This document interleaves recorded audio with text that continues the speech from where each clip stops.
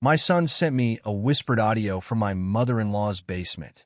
Daddy, I'm cold and hungry. Please come get me. I rushed home on the first flight. When I reached the house, police were already inside. A detective stopped me at the door. Mr. Carter, we need to talk. Where's my son? She closed her eyes. The boy. He'd been in there for 11 days. Your wife knew. Then, what she showed me next. But before I begin, please like and subscribe to the channel. And we'd love to hear which part of the world are you joining us from. Let us know. Now, let's dive into today's story. For 11 years, Leo Carter believed he knew his wife. He could have listed 100 small facts about Amelia without stopping to think. She took her coffee with too much sugar and pretended she didn't. She hummed while she folded laundry. Always the same 4 notes, always out of tune. She kept her car keys in a chipped blue bowl by the front door. She hated thunderstorms and loved the smell that came after them. He knew those things the way a man knows the layout of his own house in the dark. He would learn later that knowing 100 small things about someone is not the same as knowing them at all. They lived in Hawthorne Ridge, a quiet town in eastern Pennsylvania where the main street had 4 traffic lights and 1 bakery that opened at 5 in the morning. The kind of town where the mail carrier knew your dog's name. Leo had grown up 2 counties over and had never wanted anything bigger. Their house sat at the end of Willow Bend, a 2-story place with pale siding and a small backyard that flooded a little every spring. The porch was old wood, sun-bleached and soft in one corner, and Leo had been promising to replace that board for 3 years. There was a basement under the house that they used for storage. Boxes, holiday decorations, a broken treadmill, paint cans that had dried solid. Their son John was 10 years old, and he hated that basement. It smells weird down there, John told him once, standing at the top of the stairs with his arms crossed. He was small for his age, all elbows and knees, with his mother's dark eyes and his father's stubborn chin. Leo had laughed. It smells like a basement. It makes noises at night. That's the furnace. It's not the furnace. John shook his head slowly, the way he did when he thought an adult wasn't listening properly. It sounds like breathing. Leo had reached over and messed up his son's hair. You're 10 years old. The basement isn't going to eat you. I'm serious, Dad.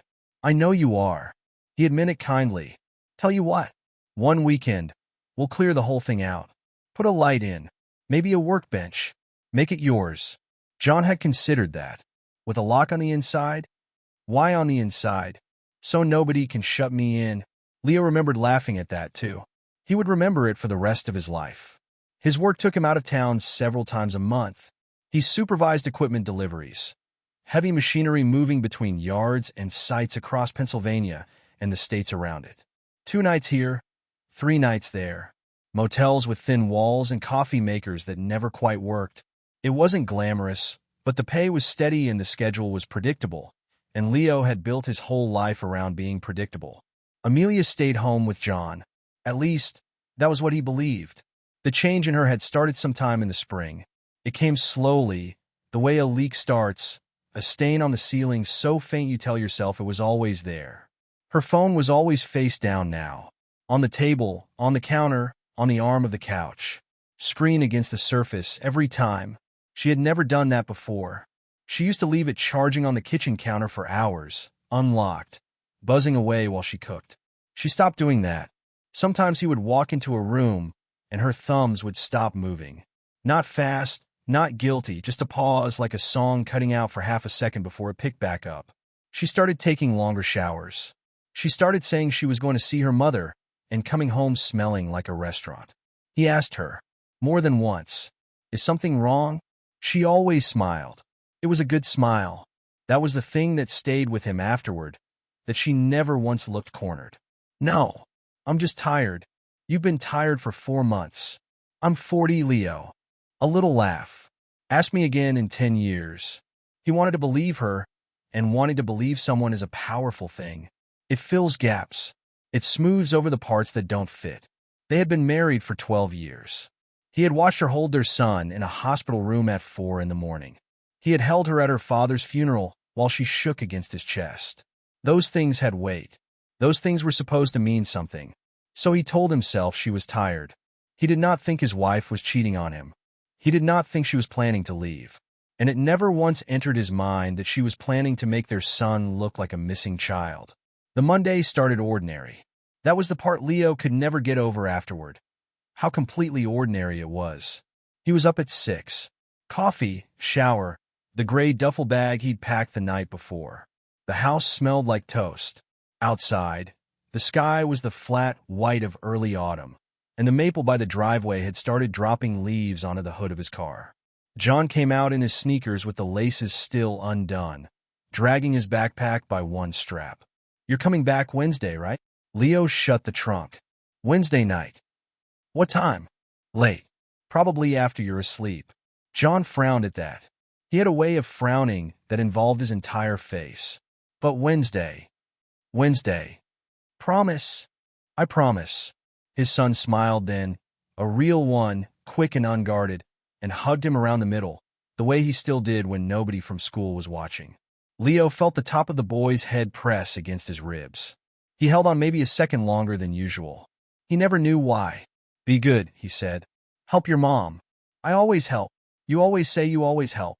John laughed, grabbed his backpack properly, and started toward the door. Amelia was standing in the doorway. She had her cardigan wrapped around herself, arms folded, and she was watching them. She smiled at him when their eyes met. She lifted one hand. Something about her expression bothered him. He could not have explained it then, and he could barely explain it later. It wasn't cold. It wasn't angry. If anything, it was too soft. She was looking at him the way people look at a house they've already sold. "Drive safe," she called. "I always do." She held the door open for John. Leo got in the car. He looked back once at the end of the street. She was still standing there. He drove away. The first day was normal. 2 yards, 3 deliveries, a hydraulic lift that arrived with the wrong paperwork. He ate a sandwich standing up in a parking lot in Harrisburg. At 7 that evening, he checked into a motel off the highway and lay on the bed with his boots still on. At 8:20, he called home. Amelia answered on the 4th ring. Hey, how'd it go today?" "Fine. Normal." Something clinked in the background. "A dish, maybe." "How's the job?" "Paperwork problems." "The usual?" He shifted the phone. "Where's John?" "He's upstairs." "Can I talk to him?" A pause. Not a long one. "He's already asleep." Leo sat up a little. "Asleep?" "It's 8:30. "He's been tired." "Tired how? Is he sick?" "No, he's fine. He's just, you know how he gets." "He had a big day." Her voice was smooth and easy. "I'll tell him you call. Tell him I'll call tomorrow." "I will." "Amelia." "Yeah." He didn't know what he meant to say. "Nothing. Get some rest." He hung up and stared at the ceiling for a while. John hadn't gone to bed at 8:30 since he was 6 years old. The kid negotiated for extra time like a lawyer. He argued about bedtime the way other children argued about vegetables. But children got tired. Children had big days. Leo let it go. Tuesday, he called at noon. It rang out. He called again at 3. Nothing. At 6 he tried twice in a row, then sent a message. "Everything okay?" "Tell John the first said hi." The reply came 40 minutes later. "Busy. Call tomorrow." That was all. 2 words and a period. Amelia texted in paragraphs. She sent voice notes when she was driving. She used too many exclamation marks and apologized for it. He read the message 3 times. Then his phone rang. The yard manager, a driver stuck at a way station, 40 minutes of arguing about permits. And by the time he was finished, it was almost 9, and he was tired, and the message was buried under a dozen work threads. He told himself he'd deal with it in the morning. He put the phone face down on the nightstand and turned off the lamp. That decision would follow him for the rest of his life. Not as guilt, exactly. Guilt was too small a word. It became something he carried, a weight that never left his back. The knowledge that while he was arguing about permits, his son was sitting in the dark under their house, waiting for him. At 2:17 on Wednesday morning, Leo's phone vibrated against the nightstand. He surfaced out of sleep slowly, the way a man does when nothing in his life has ever taught him to be afraid of a phone. The room was dark except for the strip of orange parking lot light along the curtain edge. The heater under the window ticked. He reached for the phone and squinted at the screen. An audio message. Not from Amelia's number. From John's old tablet. The cracked one they'd stopped paying a data plan for. The one that only worked on their home wireless. The one John used for games and for sending his father goofy voice messages during long trips. Leo sat up. He pressed play. At first there was nothing, just the flat sound of a room, a faint mechanical hum in the background, low and steady. Then breathing, very quiet, careful, the breathing of someone trying not to be heard. Daddy. Every muscle in Leo's body went still. It was John. It was his son's voice, thinner than it should have been, small and dry, close to the microphone. Daddy. I'm cold. Leo was on his feet without deciding to stand. He didn't remember moving. Please come get me. John, he said out loud, to a recording, in an empty motel room. John. The message kept going. I don't know how many days I've been here. A shaky breath. The hum in the background swelled and dropped. I tried before, but it didn't send. I don't think it sends unless I'm near the door. Leo's hand had started to shake. He pressed the phone harder against his ear, as if that could get him closer. Then John's voice dropped to almost nothing. Mom said you're not coming back. The recording ended. 41 seconds. He would listen to it again later, in a police station, in a courtroom, in his own kitchen at 3 in the morning years afterward. 41 seconds. He called Amelia. It rang out and went to voicemail. Her cheerful recorded voice, the one from 3 years ago, saying she'd get back to you soon. He called again. Same thing. He called a third time, standing in the middle of the room in his boxers and yesterday's t-shirt, the floor cold through his socks, his heart slamming so hard he could feel it in his teeth. Voicemail. He called the house line. It rang 11 times. Then he called Marjorie Bell, his mother-in-law. It was almost 2:30 in the morning. She answered on the 6th ring, her voice thick and confused. Leo? Where's John? What? Marjorie. He heard his own voice come out flat and hard, a voice he didn't recognize. Where is my son? There was a silence on the line. It went on too long. I thought he was with you, she said. The floor seemed to tilt. What? Amelia said he went with you. On the trip. She said you wanted to take him along this time, that you were showing him the yards. Marjorie's voice was climbing now, waking up fast. She told me last week. She said not to call because you'd be driving. I've been working out of town. Alone. I've been alone since Monday. He heard her breath change. He heard it catch and go ragged. Leo, when did you last see John? It's been a rustle like she was sitting up. 2 weeks. Maybe more. She kept saying he had things on. Soccer, a project, a sleepover, Marjorie. He was already yanking his jeans off the chair, phone jammed between shoulder and ear. Where is my son? I don't know. Her voice broke apart on it. God help me, I don't know. Get to the house. Now. Right now. It's the middle of the Marjorie. Go to the house. He didn't wait for an answer. He hung up and started throwing things into his bag, and then he stopped throwing things into his bag because none of it mattered, and he left it all on the bed except his wallet and his keys. The night clerk looked up from a small television as Leo crossed the lobby. Sir, checkout's at. Keep it. The parking lot air was cold and smelled of diesel. He sat in the car with his hands on the wheel and made himself think. He was 4 hours away by road. Longer with construction. He found a flight. 6:15 out of a regional airport 90 minutes north, one connection, landing at 8:50. He booked it with his thumbs shaking against the screen and drove to the airport at speeds he never told anyone about afterward. He called the police from the road. He told them everything twice because the first time it came out in the wrong order. A missing child. A recording. An address on Willow Bend in Hawthorne Ridge. Yes, his own house. Yes, the mother was there. No. She wasn't answering. No, he didn't know. He didn't know anything. The dispatcher was calm and patient and kept saying units are being sent, sir, and every word felt like it was traveling to him from very far away. He sat at the gate for 2 hours and did not sleep. He kept the audio message open on his screen. He didn't play it again. He couldn't. But he kept it there, one press away, because it was the last piece of his son he had. Around him, the airport woke up. A man in a suit argued about a rental car. A woman fed her toddler pieces of a muffin. The world went on being ordinary, and Leo sat in the middle of it with his hands folded and his jaw locked, running through 11 days of his own life and finding the holes in it. Monday, she said he was asleep at 8:30.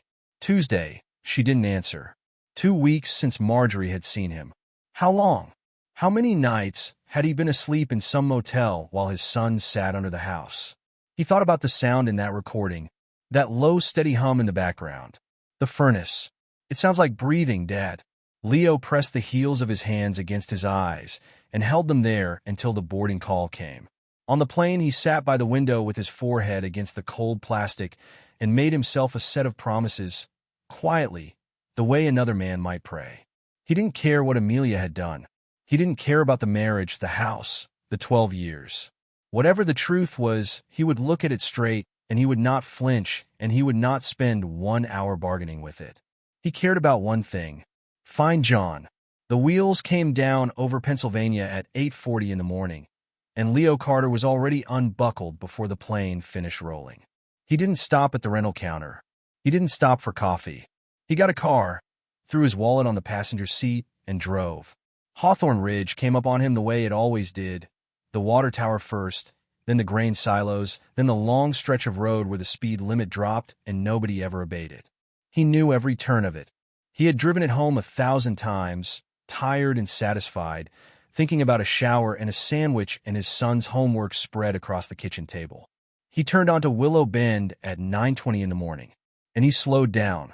2 police cruisers sat at angles in front of his house, lights turning silently, painting the pale siding red and blue. An ambulance was backed into his driveway, rear doors open.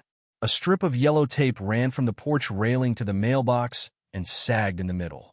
Neighbors stood on their own lawns in bathrobes and work clothes, arms folded, watching. Leo stopped the car in the middle of the road, left the door hanging open, and ran. "Sir."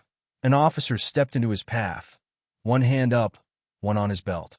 "Sir, I need you to stop. That's my house." "Sir, that's my house." "Leo Carter, that's my house, and my son is in there." The officer's face changed. He looked over his shoulder at another officer near the porch. Something passed between them. "Mr. Carter, where's my son?" The second officer said something into his shoulder radio. A moment later, a woman came down the porch steps, moving quickly but without hurry, the way people move when hurrying is their job. She was in her 40s, dark coat, hair pulled back, a badge clipped at her hip. Her eyes found him and held. "Mr. Carter, I'm Detective Nora Whitaker." "Where is John?" "He's been located." Leo's legs almost went out from under him. He put a hand on the roof of the cruiser beside him without knowing he'd reached for it. "Where?" "In the house." "Is he alive?" There was the smallest pause. Not doubt, just a person choosing to say something clearly. "Yes. He's alive. He's conscious, and he's talking." Leo closed his eyes. For the first time since 2:17 that morning, air went all the way into his lungs. Somewhere behind him, a neighbor's dog was barking. He heard it very clearly. He heard everything very clearly.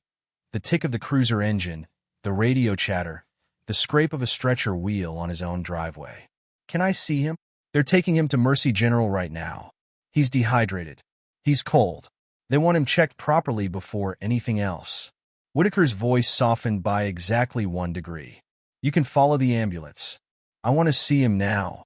Mr. Carter, he recorded a message for me at 2 in the morning."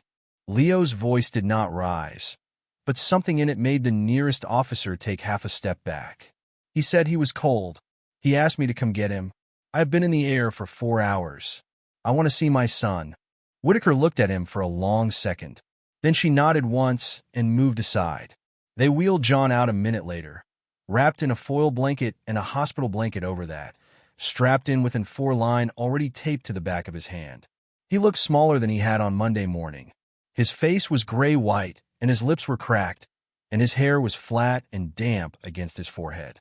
His eyes were open. They found Leo across 10 feet of driveway, and John's chin crumpled, and he started to cry without making any sound at all. Leo got to the side of the stretcher and put his hand on his son's head. "I'm here," he said. "I've got you. I'm right here." John's hand came out from under the blanket and grabbed 2 of his fingers. He held on with a grip that had almost no strength in it.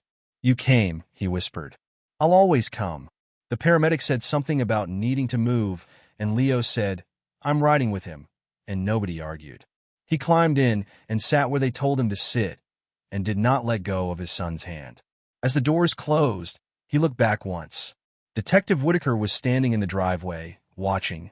Behind her, the front door of his house stood wide open, and the hallway inside was dark. At the hospital, they took John into a curtained bay, and a nurse began the slow, gentle work of warming a child up. Leo stood at the foot of the bed until a doctor asked him to sit, and then he sat.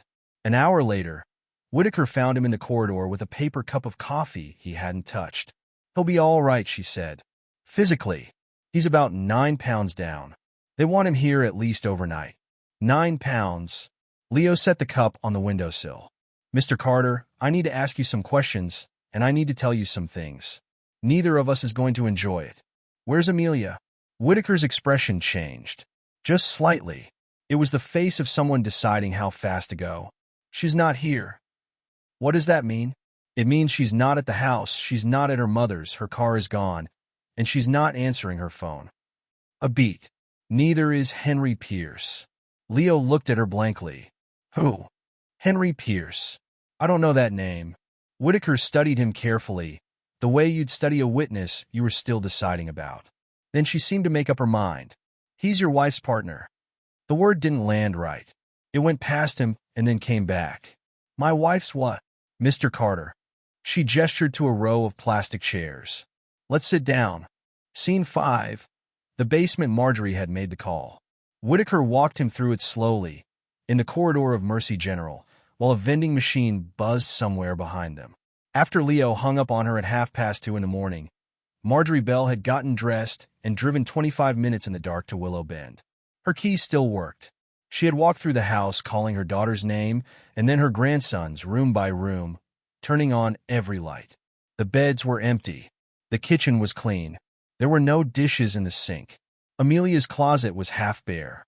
She had noticed 2 things, and she had told the dispatcher both of them. The first was that the door to the basement had a padlock on it. On the outside. A new one, brass, still bright. The second was that when she stood at the top of those stairs and said John's name, something moved down there. The first cruiser reached the house at 3:04 in the morning. The officers took one look at the padlock and did not wait for anything. They took the hinge pins out and pulled the door off the frame. "They found him at the bottom of the stairs," Whitaker said. Sitting up, he had the tablet with him. Leo listened without moving. He'd worked out that the signal only reached partway down the staircase. He'd been going up as far as he dared at night when the house was quiet and trying to send messages. She paused. "Most of them never went. Yours went at 2:17 this morning." The vending machine buzzed. 2 nurses walked past, talking about a schedule. "How long?" Leo asked. "That's what we're working on." "How long, detective?" "Based on what your mother-in-law says and what your son says, 11 days. Leo nodded slowly. He could feel his own pulse in his throat. "He was in my house," he said, "for 11 days. And I called and she told me he was asleep." "Yes." He went back to Willow Bend that evening, after John had fallen into the first real sleep he'd had in almost 2 weeks, with a nurse promising to sit with him and a uniformed officer in the hall. The house was full of strangers. People in gloves, people with cameras, a man crouched in the hallway with a numbered marker in his hand. Somebody had switched on every light in the place, so that from the street it looked like a party. Whitaker walked him to the basement door. The door was off its frame, propped against the wall. The padlock hung open from the hasp. The hasp itself had been screwed into the frame recently. The wood around the screws was pale and freshly bitten. Leo stood at the top of the stairs. He could not go down. He had walked those stairs 100 times with boxes in his arms. Now his boots stayed where they were, and no part of him could make them move. From above, he could see most of it. A bare bulb on a cord. The gray concrete floor with the drain in the middle. The furnace in the corner, hulking and dented with its low mechanical hum. And in the space between the shelving and the wall, a mattress. Just a mattress, no frame, dragged off the guest bed upstairs. On it, a small blue blanket he recognized. The one from John's bed. The one with the fishing lures printed on it. The one the boy had picked out himself at a store 2 towns over. There was a plastic bucket. There was an empty 2-liter bottle on its side. And beside the wall, set neatly together the way John always set them, a pair of sneakers. Gray with orange stripes. Leo had bought those shoes 2 months earlier. John had worn them the Saturday they'd gone out to Miller's Pond and caught nothing for 4 hours and eaten sandwiches on the tailgate, and called it the best day of the summer. The boy had gotten mud on the toe and been genuinely upset about it, and Leo had told him shoes were meant to get dirty. He looked at those shoes, lined up straight against the wall of a locked basement, and something in his chest went very quiet and very cold. "Mr. Carter." He turned. Whitaker was watching him with an expression he'd learned to recognize over the following months. The careful attention of someone who has seen a lot of men break in a lot of doorways. "Why was my son down there?" His voice came out level, flat. "Say it plainly. We're still establishing the full timeline." "My wife did this." Whitaker didn't look away. "We have evidence that she placed him there. The padlock was purchased locally 11 days ago. Her card, her signature on the receipt." Leo turned back to the stairs. "Why?" For the first time, the detective hesitated. "Your son apparently discovered your wife's affair." The words went in slowly, the way cold water gets into a boot. "He saw them," Leo said. "That's what he's told the officers. We'll take a proper statement with a specialist at his pace." "And the man?" Leo's jaw was tight enough to hurt. "Pierce. Henry Pierce. 38. He's been in the area about 2 years. Works freelance, deliveries, contract driving." A pause. "He's been in this house, Mr. Carter. Repeatedly." "Where are they?" "They left before we arrived." "Where?" "We don't know yet." She said it without excuses, which he respected. "We will." Leo looked down the stairs one more time. Then he reached out, took hold of the door propped against the wall, and pushed it flat onto the floor so it couldn't be stood back up. Nobody stopped him. John was awake when Leo got back to the hospital at 10 that night. The room was dim, one lamp on behind the bed. A monitor ticked quietly. Somebody had brought him a cup of orange juice with a bendy straw, and he had drunk about half of it. When he saw his father in the doorway, he started crying again, the same way, silent, his whole face working. Leo crossed the room in 3 steps and sat on the edge of the bed and pulled him in. John's arms went around his neck and locked. He was so light. That was the thing Leo couldn't get past. His son had always been solid, always thumping into him, all knees and noise. Now he weighed nothing. "I'm here," Leo said into his hair. "I'm here, buddy. I'm here." "I kept counting," John said, muffled against his shoulder. "I kept counting the days so I'd know." "How many did you get to?" 11. "But I might have missed one." Leo held him and looked at the wall and did not let his voice change. "You did great. You did everything right. I knew you'd come." Leo had to turn his face toward the window for a second. Outside, the parking lot lights had come on and moths were circling them. He watched the moths until he could speak again. Then he turned back and eased his son down against the pillow. "Are you okay to tell me what happened?" "You can say no." John wiped his face with the back of his wrist. "I can tell you. Take your time." The boy stared at the ceiling for a while. "Mom had a friend," he said. "Henry." John nodded. "They were together." "Did you see them?" "Yes." "When?" He shifted. He looked nervous, the way children look nervous when they think they're about to be in trouble for something an adult did. "Before you left. Like a lot of times he came over when you were on trips. But the last time was the Sunday. The day before." "What did you see?" "I came down for water." John's voice got smaller. "They were in the kitchen. They were kissing." Leo said nothing. He kept his hand flat on his son's blanket and made himself breathe out slowly. "Mom saw me." "What happened?" He searched for the word. "She got really quiet. Not yelling. She sat me on the stairs, and she said I couldn't tell you. Ever. She made me promise." "Did she hurt you?" John shook his head. "No. Look at me. I need the truth, not the nice version." "She didn't hit me." He met his father's eyes properly. "She never hit me." "Okay." John looked down at his own hands. "She said you'd leave if you knew."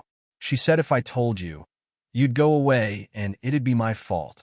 Leo took his son's hand and closed both of his own around it. Listen to me.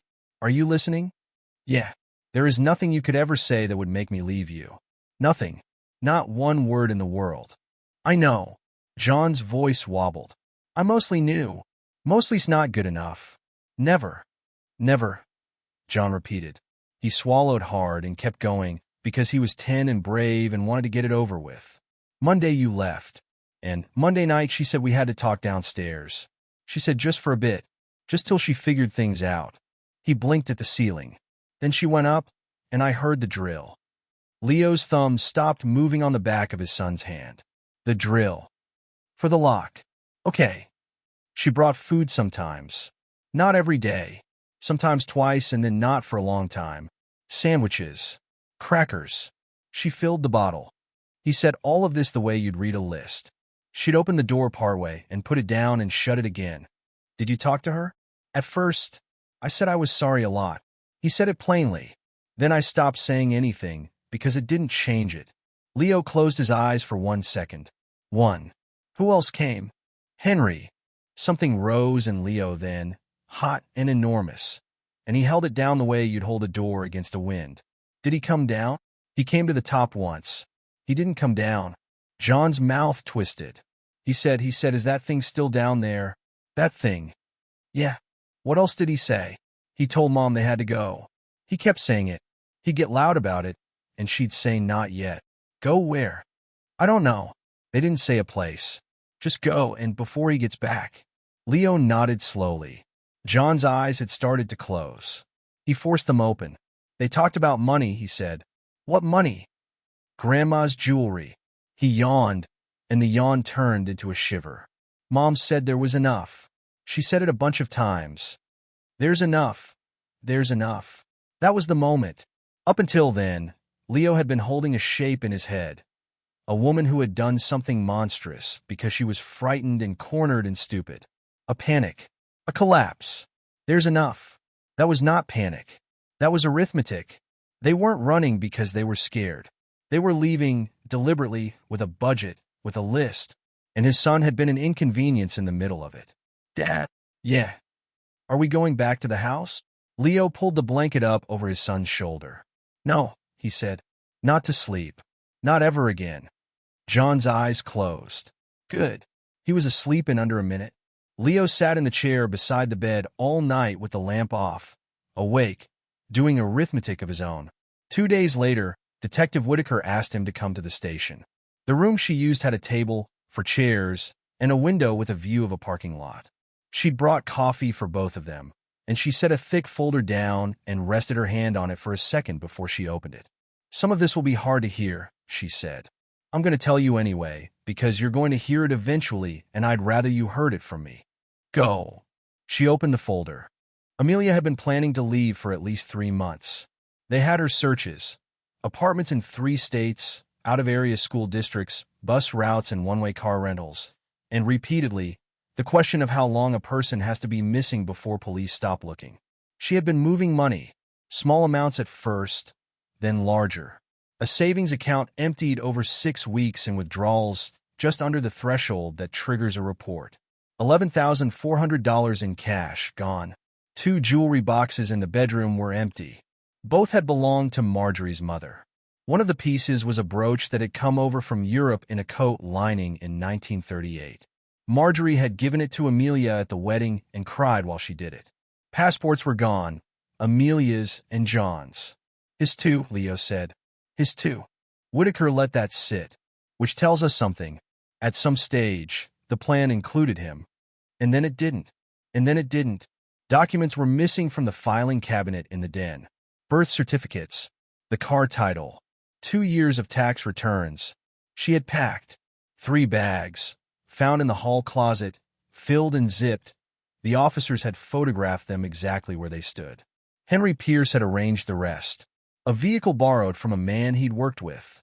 2 nights already paid, in cash, at a motel 400 miles west. So they were going, Leo said. That part's simple. That part's simple. Then what was the story? Whitaker turned a page. That's where it stops being simple. They needed an explanation for your son, and the one they came up with was reckless enough that it's almost hard to believe an adult sat down and chose it. Amelia had told her mother that John was traveling with his father. She had told the school he was staying with his grandmother.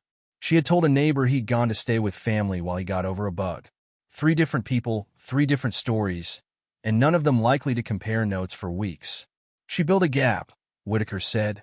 Everybody thought he was with somebody else. Nobody was going to raise an alarm, because nobody thought anything was wrong. And then they leave. You come home Wednesday night to an empty house. You call around. Your mother-in-law says he's with you. The school says he's with her. And by the time anyone establishes he isn't anywhere, your wife is 900 miles away, and the last confirmed sighting of your son is inside a house where only you and she had keys. Leo sat very still. She was going to let people think he vanished. That was the effect. Whether she framed it that way in her own head, I can't tell you. But yes, the confusion buys them a head start. Days at minimum, possibly weeks. And John? In the basement? What was supposed to happen to him? They intended to move him. Whitaker's voice stayed level. Pierce's messages talk about a place, a property belonging to somebody he knows, an hour and a half out. The plan appears to have been to leave him somewhere he'd be found in a day or two, after they were clear of the state. Appears. That's the honest word. They never did it. So we'll never know for certain what would have happened if they'd been in less of a hurry, or more of one. Leo looked at the parking lot. They ran out of time, he said. They ran out of time because of a 10-year-old with a broken tablet.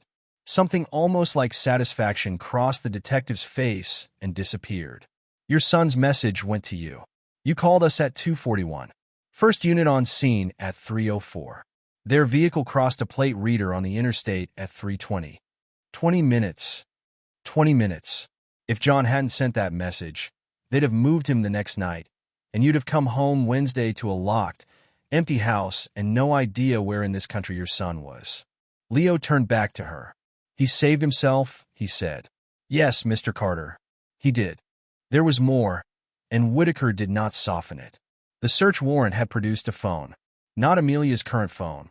A second one, cheap, prepaid, taped to the underside of a drawer in the spare room. Officers found it in the first hour. It held 4 months of messages between 2 people. Whitaker put a printed extract on the table and turned it toward him. Leo read. Most of it was ordinary in a way that made it worse. Where are you? Can't tonight. He's gone till Thursday. Miss you. The small, dull traffic of an affair. Then 10 days before the trip, the tone changed. Pierce. We need to go before Leo gets back. Amelia. I'll take care of John. Leo read that line 4 times. I'll take care of John. 5 words, sent from his own kitchen, probably while the boy was doing homework at the table. Pierce. What are you going to tell everyone? Amelia. He's with Mom. Pierce. And after? Amelia. Once we're gone, they'll think he disappeared. Leo set the paper down flat on the table and looked at it. The station was noisy around them. A phone ringing, somebody laughing in the corridor, a printer grinding. He heard all of it and none of it. His wife had written that. The woman who had stood in the doorway on Monday morning with her cardigan wrapped around her and lifted her hand to wave goodbye had already typed those words and pressed send. There's more, Whitaker said. She took out a photograph. It was a picture of a sheet of lined paper on a kitchen counter. His kitchen counter, he recognized the chip in the tile, with a shopping list on one side and something else on the other. Handwriting he knew as well as his own. He'd read it on birthday cards for 12 years. Cash, jewelry, passports, clothes, car keys. And at the bottom, in the same neat hand, the last item on the list, John explained later. Leo looked at those 3 words for a long time. Something inside him finished changing. He felt it happen the way you feel a door close in another room of the house. He had spent 2 days waiting for an explanation that would make this survivable. Some version of events where she'd panicked, where it got away from her, where there was a woman underneath it he could still recognize. John, explain later. Not a panic. Not a collapse. A line item. Below car keys. He slid the photograph back across the table. Mr. Carter? I'm fine. You don't have to be. I'm not interested in being fine. He stood and pushed the chair in neatly. I'm interested in what happens next. Tell me what you need from me, and I'll do it. All of it. However long it takes. Whitaker closed the folder and stood as well.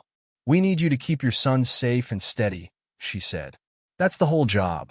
Let us do the rest. And when we find them, you'll be the second call I make. Who's the first? The prosecutor. Leo nodded once. Good.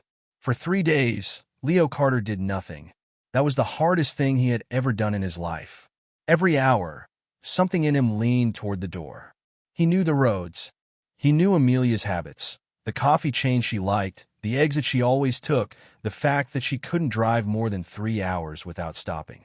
He had a full tank and a phone full of photographs and nothing else to do with his hands. He stayed, because a police alert covered 11 states and one furious man in a rental car covered nothing at all.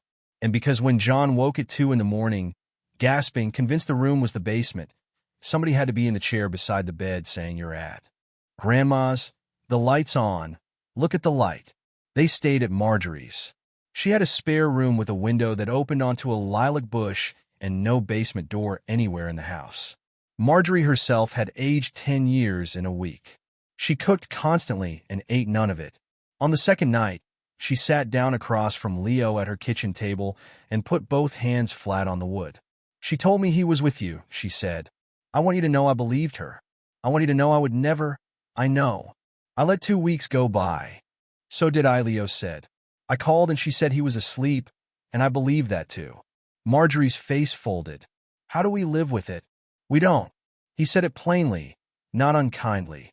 "We put it down and we pick him up instead." She cried at the table.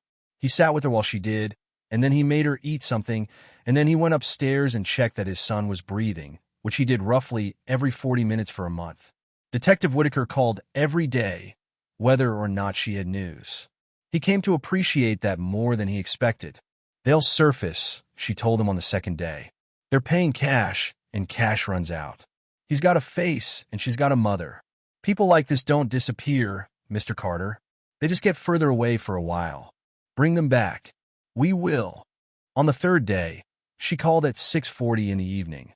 Leo was on the back steps watching John poke at Marjorie's tomato plants with a stick, doing something that wasn't quite playing but was closer to it than anything he'd done all week. "We have them," Whitaker said. Leo stood up and walked to the end of the yard. "Where?" 800 miles west. A motel off the highway, the kind with the doors on the outside. They checked in Monday under a name that isn't either of theirs and paid cash for a week. A rustle of paper. The clerk got suspicious when they wouldn't give a plate number. He rode down the car anyway. Local officers picked it off the lot this afternoon. Did they run? No. They were in the room. She was asleep. Whitaker paused. She dyed her hair. Dark, almost black. He'd shaved the beard off. Neither of those things has ever worked in the history of this country, but people keep trying. What did they have? $10,600 in cash in a supermarket bag. 6 pieces of jewelry wrapped in a sock, including a brooch that matches your mother-in-law's description exactly. 2 passports. And your son's birth certificate. Leo looked at the sky over the fence line. It was going orange at the edges. They took his birth certificate. Yes, but not him. No, Mr. Carter. Not him. They brought Amelia and Henry Pierce back to Pennsylvania 4 days later. Leo was at the station on other business, signing the last of the property inventory, when they walked her through in a corridor he happened to be standing in. He'd like to say it was an accident. It mostly was. She looked wrong. The dark hair sat badly against her skin, and the jail clothes made her look shorter, and she was pale in a way she never had been. She saw him. She stopped so suddenly that the officer beside her had to catch her elbow. "Leo." He said nothing. Her eyes filled instantly. It happened so fast it looked almost practiced, and later he would think about that. "Leo, please. I didn't want John to get hurt." He looked at her. "Then why did you leave him?" "I was going to." Her voice cracked. "We were coming back for him. We were going to call somebody. I would never have. You left him in that house while you took the money and ran. I was scared." She was crying properly now, and the officer beside her was carefully looking at the wall. "Leo, you don't know what it was like. I was so scared. I couldn't think. You weren't scared when you planned it." She stopped. "You bought a padlock," he said. His voice never rose once. "You drove to a store, you chose the size, you paid for it, and you drove home, and you put a hasp on a door with a drill. That isn't fear. That's shopping. I made a mistake." "No, Amelia." She looked up at him. "You made 11 days of decisions." The officer put a hand on her arm and moved her along, and Leo stood in the corridor and watched her go, and he found that he felt almost nothing at all. That frightened him a little later in the car. Then he thought about the shoes lined up against the basement wall, and it stopped frightening him. The investigation took 4 months, and Leo learned more about his marriage in those 4 months than he had in the 12 years he spent inside it. Amelia's account changed 3 times. The first version was that she had never meant to lock the door at all, that it stuck, that it had always stuck, that she'd put the padlock on for storage reasons and John had gone down there on his own. That version died when the store produced the receipt and the security footage, and when a technician explained that a hasp screwed into a door frame 10 days before the fact does not install itself. The second version was that she had put him down there for a night, only a night, to keep him from calling his father while she worked out how to explain things. That died when John's statement was taken properly by a specialist in a soft room with a camera in the corner and a support worker beside him. He was consistent, precise, and devastating. He described the meals. He described how the light from under the door changed. He described counting. The third version was Henry. By then she had a lawyer, and the story had shape. Henry Pierce had pressured her. Henry Pierce had frightened her. Henry Pierce had said things about what would happen if she changed her mind. She had been under his influence. She had been, in her lawyer's careful phrasing, acting under conditions of significant emotional coercion. Henry Pierce, in a different building, was telling a different story. He said Amelia had come to him with the whole thing finished. He said she'd told him her husband would be gone all week, and the boy would be at his grandmother's, and there was nothing to worry about. He said she'd told him about the jewelry before she'd ever told him she loved him. He said he hadn't known the kid was still in the house until the 3rd day, and that he'd told her to sort it out, and that she'd said she would. That last part was true, in a way that didn't help him at all. His own messages proved he'd known. He'd known for 8 days, and he'd stood at the top of those stairs, and he'd asked if that thing was still down there, and then he'd gone back to packing. Investigators put the 2 accounts beside the evidence, and the evidence didn't care about either of them. The searches came from her phone. The withdrawals came from her account. The padlock came from her card. The motel bookings came from his. The vehicle came from his friend. The route came from him. Both of them had been inside the house during the 11 days. Both of them had left a 10-year-old in a locked basement. Both of them had gotten in a car and driven 800 miles with the family's money in a supermarket bag. The prosecutor charged them both, and charged them heavily. Child endangerment, unlawful restraint, theft, and a list of other offenses supported by the investigation. The exact counts shifted as things developed, the way they do, and Leo learned to stop asking about the technical language and start asking one question instead. Does the record say what they did? It did. The record said it in plain, dry, permanent English, and no version of Amelia's story ever managed to move it. She never once, in 4 months, asked to speak to John. Leo noticed that. He noticed it and he wrote the date down in a notebook he'd started keeping because he had begun to understand that memory is a soft thing and paper is not. Scene 11. The custody hearing. The custody hearing was in a courtroom on the 2nd floor with radiators that knocked and a window that wouldn't open. Leo had bought John a shirt for it. The boy had gained back 6 of the 9 pounds by then. He'd started sleeping through most nights. He'd gone back to school 3 days a week, and his teacher, a patient woman named Delia Rowan who had cried in a parking lot when she found out, sent Leo a short message every afternoon about how the day had gone. They sat on the left side. Amelia came in on the right, between 2 officers in ordinary clothes for the first time since the arrest. She saw John, and she made a sound. Oh, her hands came up. Oh, baby. The judge said something firm about conduct. Amelia sat, still watching him. Her face was wet. I love you, she said. John. Sweetheart. I love you. John didn't move. He didn't shout, he didn't cry, and he didn't look away either. He simply looked at his mother across a courtroom, and then he leaned very slightly to his right until his shoulder was against his father's arm, and he stayed there. Leo felt the weight of him settle. He watched Amelia understand it. He watched it land on her in real time, that the choice had already been made, months ago, in a basement, and that nothing said in this room was going to reopen it. Her face came apart. The proceedings were shorter than he expected. A guardian's report. A child psychologist who spoke for 11 minutes in a calm, quiet voice and did more damage than any prosecutor could have. The judge asked Leo 3 questions, and he answered all of them without embellishment, because he had figured out early that the facts were worse than anything he could have added. At a break in the corridor, Amelia's lawyer asked if Mr. Carter would consider a conversation. Mr. Carter would not. She caught him anyway, near the stairwell, with an officer 3 feet behind her. "Please." Her voice was raw. "Please don't take my son away from me." Leo stopped walking. He didn't raise his voice. He never did, that whole year. The volume was the one thing he had complete control over, and he kept it. "You made that decision." "I was confused. Leo, I wasn't in my right mind. You had 11 days to change your mind." He looked at her steadily. 11 days. 22 times, at least, you walked past that door. Every single time, you could have opened it. That's not one bad choice. That's the same choice, over and over, until it ran out of road. She had nothing. She opened her mouth twice, and nothing came out. "He asked you to let him out," Leo said. "He told me." He said he stopped asking after a while, because it didn't change anything. Amelia put a hand over her mouth. "That's what I'll never get past," he said. "Not the affair. Not the money. That my son learned to stop asking." He walked back to the courtroom. The court granted him primary physical and legal custody.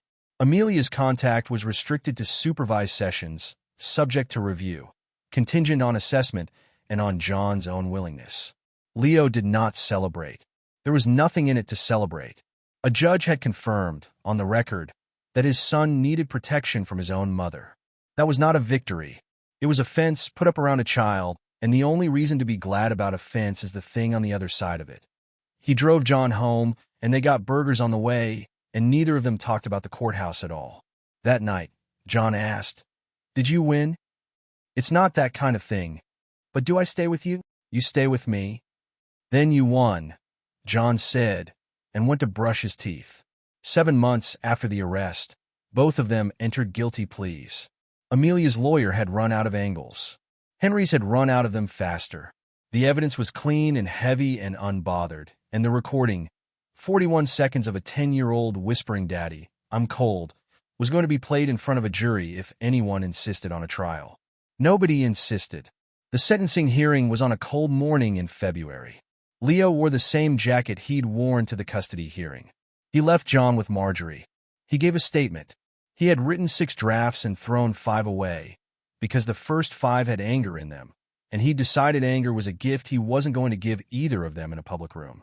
The final version was 4 paragraphs. He read it standing up in a level voice.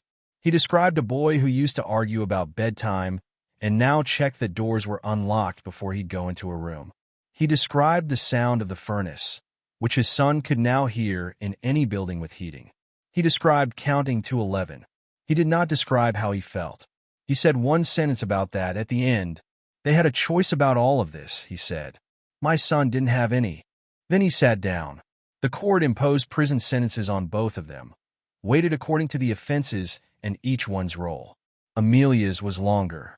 The judge said in the reasoning that a parent's duty is not diminished by the parent's unhappiness, and that the aggravating factor in this case was not the affair or the theft, but the sustained, repeated, daily decision to leave a child confined. Henry Pierce turned around as they took him out and said something to Amelia that Leo didn't catch. Amelia said something back, and it wasn't kind, and an officer stepped between them. Whatever the two of them had built in 4 months of secret messages, it did not survive contact with the courtroom. Later, Leo heard secondhand that Henry blamed her to anyone who'd listen, and that Amelia did the same. The letters between them stopped inside a year. The apartment in another state, the new life, the fresh start, none of it happened, and it was never going to. The cash was recovered almost in full. Most of the jewelry came back through the investigation. Marjorie got the brooch, and when she opened the evidence envelope at her kitchen table, she held it in her palm, and looked at it like it was a stranger. "I don't want it," she said. "Then put it away." "Do you want it?" "For John?" "One day." Leo thought about it. "Ask him when he's 25, he said. "Let him decide what it is." None of it mattered to him. In the end, the money was money. The house was a building. The jewelry was metal and stone that had survived a war and a crossing and had now survived his marriage too. The only thing in that entire house he had cared about had been sitting at the bottom of the stairs with a broken tablet, trying to find a signal. Before she was transferred to begin her sentence, Amelia asked to speak with him privately. Leo thought about it for 2 days. He went, not for her, and not for closure, which he had already decided was a word invented by people who had never actually needed it. He went because he had one thing to say, and he wanted to say it to her face, once, so that it was finished. The room was small and warm and smelled like disinfectant. A table bolted down. 2 chairs. A guard by the door with his hands folded. She was already sitting when they brought him in. The dye had grown out an inch, and her natural color showed at the roots, and somehow that detail was the saddest thing in the room. "You came," she said. He sat and put his hands on the table. "I ruined everything," she said. He didn't respond. She waited. When nothing came, she filled the space herself, the way she always had. "I keep thinking about it. Every day. All day. I thought Henry loved me." Her voice thinned. "I really did. I thought he loved me, and I thought if I could just get to the other side of it, everything would—" Leo looked at her. "That's what you were thinking about?" She stopped. "Our son spent 11 days under our house," he said. "You've had 8 months to think. And the thing you've been thinking about is whether Henry Pierce loved you." She started to cry. "I thought we could start a new life. You already had a life." Her head went down. "I know. You had a husband who trusted you." He said it evenly. 12 years. I never checked your phone. Not once. Not even when I should have." She said nothing. "You had a son who thought you were the best thing in the world. He used to draw you. Did you know that? He had a whole folder of them under his bed. I found it when I packed the house." Her shoulders started to shake. "And you traded both of those for a man who stood at the top of those stairs and asked if that thing was still down there." Amelia covered her face with both hands. "I can't change it," she said through her fingers. "No." Leo stood up. "That's the part you'll have to live with." She looked up at him, her face wrecked, and asked the question he had known was coming since the moment he agreed to the visit. "Can you ever forgive me?" He didn't rush it. He owed the question a real answer, and he gave it one. "No." Her expression collapsed completely. "I'm not going to lie to you to make this easier," he said. "People will tell you forgiveness is for the person doing the forgiving. Maybe that's true for other things. It isn't true for this. Every time I'd have to look at you and call it forgiven, I'd be standing at the top of those stairs again. And I'm not doing that. Not for you, and not so other people can say I'm a good man about it." She was staring at him. "But I want you to understand something else," he said. "I'm not going to spend the rest of my life hating you either." She blinked. "What?" "Hating you is still time spent on you." He picked up his jacket. "You've had enough of my life. You're not getting the rest of it. Leo, I'm going to spend it raising John." He walked to the door. "Will you tell him?" She was half out of her chair. "Will you tell him I love him?" Leo stopped with his hand on the frame. "No," he said. "But if he ever asks me what you said, I'll tell him the truth. All of it, when he's old enough to hold it." Then he walked out, and the door closed behind him, and he did not look back through the window. In the parking lot, he sat in the car for a full minute with the keys in his hand.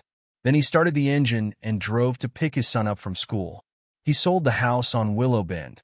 He took less than it was worth because he wasn't willing to wait, and because the first family who walked through it asked what the marks on the basement doorframe were, and he found he couldn't answer. He could not imagine John growing up in that house. He could not imagine a Christmas in that living room, a birthday at that kitchen table, a teenager coming down those stairs. Some buildings are just buildings. That one wasn't anymore. They moved north, to a small town near Lake Champlain, where the water went silver in the mornings and the winters came in hard and early. Leo found work with a firm that ran regional deliveries and negotiated a route that had him home every night. It paid less. He didn't care. The new house was smaller. 1 story, a wide porch, a wood stove, a yard that ran down toward a stand of birches. It had no basement, That was the first thing Leo checked, before the roof, before the furnace, before the price. He'd walked through 4 other places and asked the same question in the doorway of each one. John walked through the empty rooms on the first day, opening every door, checking every one. There's nothing under it, nothing under it. It sits on a slab. What's a slab? Concrete. Solid. All the way down. John considered that. Then he nodded once and went to pick his bedroom, and that was the end of it. The first months were not easy, and Leo never pretended otherwise. John had nightmares. Not every night, but often enough. He would come into Leo's room without a word and stand at the side of the bed, and Leo would pull the covers back, and neither of them ever discussed it in daylight. He didn't like closed doors. He didn't like being in a room alone with the door shut, and for almost a year the door to his bedroom stayed open by 6 inches, always with the hall light on. He flinched at the sound of a heating system kicking on. In a store, in a school hall, anywhere. There was a therapist in the next town over, a quiet man with a beard and a box of sand toys and an enormous amount of patience. They went every week for 2 years. Leo sat in the waiting room and read magazines about boats. It got better. Slowly, unevenly, in a way that looked like nothing at all week to week and looked like a great deal over a year. By the second summer, John was fishing again. They bought a used aluminum boat with a motor that had opinions, and they spent most Saturdays on the water, catching very little, which was not the point. They built a garden behind the house, raised beds, a fence to keep the deer out, tomatoes that never quite ripened before the cold arrived. They watched movies on the couch with the wood stove going. They argued about homework, which Leo secretly enjoyed because arguing about homework was the most beautifully ordinary thing in the world. One Saturday morning in early autumn, they were on the porch eating pancakes off plates balanced on their knees. The lake was flat and bright. A neighbor's dog was barking at something in the birches. John looked over. "Dad, yeah, are you happy?" Leo thought about it, because his son deserved better than a reflex. "Most days," he said. John chewed and considered this seriously. "Me too," he said. They finished the pancakes. Almost a year after the arrest, a letter came. Leo recognized the handwriting on the envelope before he'd finished pulling it out of the mailbox. He stood at the end of the driveway in the cold with the rest of the mail under his arm and looked at his own name in her writing. He took it inside and left it on the counter for 2 days. On the third evening, with John asleep and the stove ticking down, he opened it. It was 4 pages, both sides. She wrote about the routine, about what the days were like, about the noise, about a woman she shared a space with who had a daughter she also didn't see. She wrote about a class she'd started. She wrote about her mother, who had visited twice and then stopped.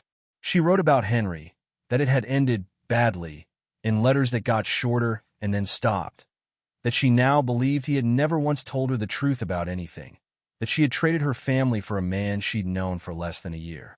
She wrote 3 pages before she mentioned John, and Leo noticed that too. When she did, it was to say she thought about him constantly, and that she hoped he was okay, and that she knew she had no right to ask. At the very end, she wrote, "I wish I could go back to the day you left for that trip." Leo read that sentence twice. He set the pages down on the kitchen table and sat with his hands flat on either side of them. The day you left. Not the day she bought the padlock. Not the night she took him downstairs. Not any one of the 11 mornings she walked past that door with a plate in her hand. The day he left, as though it had all begun with his duffel bag in the trunk and a promise about Wednesday. As though the trip had done it to her. He folded the letter along its original creases and put it back in the envelope. He didn't burn it. That would have been a gesture, and he was finished with gestures.